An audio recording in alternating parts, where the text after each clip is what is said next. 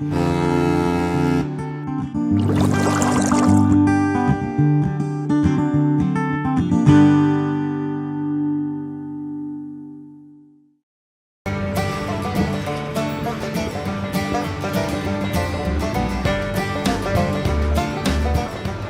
been collecting for 7 years. This is our 7th year, and collected 114,000 bushels so far. Every one of those shells we can grow many, up to 10 baby oysters on each shell. So we go out and we go to the restaurants in a particular region and we swap out cans, take their shell, leave a fresh can, and collect once or twice a week, sometimes every other week from the restaurants.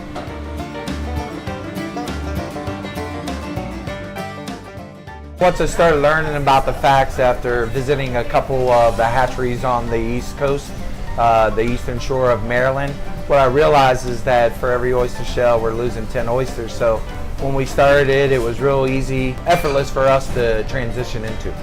And you know, when we're slamming, we're doing these 5-pound drums, you know, 1.5 a week. So it's pretty impressive that, and we don't even sell a lot of oysters here. So that tells you a lot that's going on. Well, I think it's really crucial that to basically bring back the Chesapeake Bay to its glory days. The amount of oysters that we go through at the old Ebbet, you know, it's amazing that how much we can put back into the bay.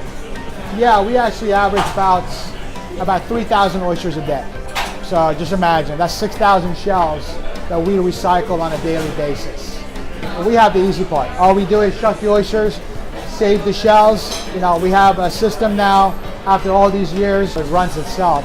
All the shuckers and all the servers all on board with it, where all they gotta do is, we have areas where they actually save the shells, and once we collect enough of them, at that point where we transport them onto our loading dock, where we have huge drums just to sort of compile everything on top, waiting for you to pick up. So the shell, after we collect it, we'll haul it to a site like this. This we consider an aggregation site. So it's stored temporarily until the bigger truck can haul this dumpster away to what we call a shell pile or a repository. So the repository is just the aging site for that shell before it can be used to grow baby oysters on the dried shell.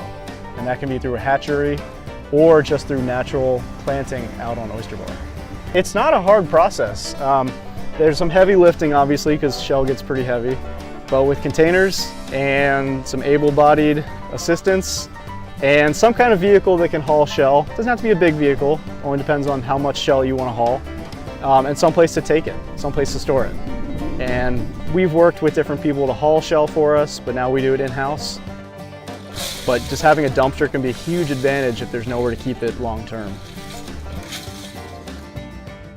Most of them love it. Most of them are pretty much amazed at what we do with it. You know, they're like, oh wow, this is so crazy that you guys can actually use this to help restore the population of oysters in the bay. And you know, everyone that I've talked to that's continued to be a part of the program enjoys it. They love it. So.